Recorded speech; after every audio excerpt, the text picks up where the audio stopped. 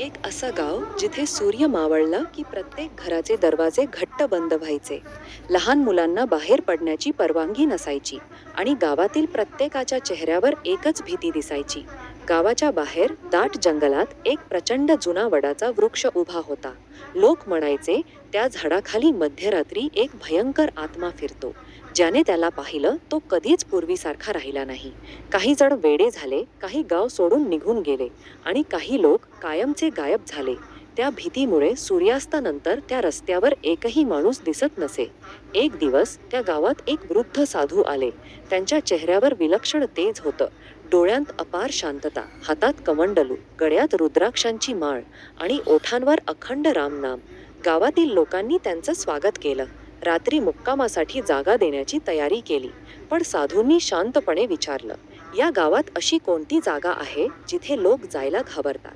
गावकरी थरथर कापू लागले. एका वृद्धाने हात जोडून उत्तर दिलं, महाराज, जंगलातील वडाच्या झाडाजवळ जाऊ नका. तिथे मृत्यू उभा आहे. साधू हसले.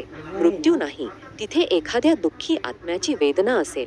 हे ऐकताच गावकरी अधिक घाबरले. नको महाराज, अनेकांनी प्रयत्न केला पण कोणी परत आलं नाही. साधूंनी शांत स्वरात उत्तर दिलं, जिथे देवाचं नाव असतं तिथे भीती राहत नाही. रात्र झाली. आकाशात काळे ढग जमले. जंगलात विचित्र आवाज घुमू लागले. घुबडांचा आवाज, वाऱ्याची शिटी आणि दूरवरून येणारा एखाद्याच्या रडण्याचा आवाज. साधू निर्धास्तपणे त्या वडाच्या झाडाखाली पोहोचले. त्यांनी जमिनीवर आसन टाकलं, डोळे मिटले आणि राम नामाचा जप सुरू केला.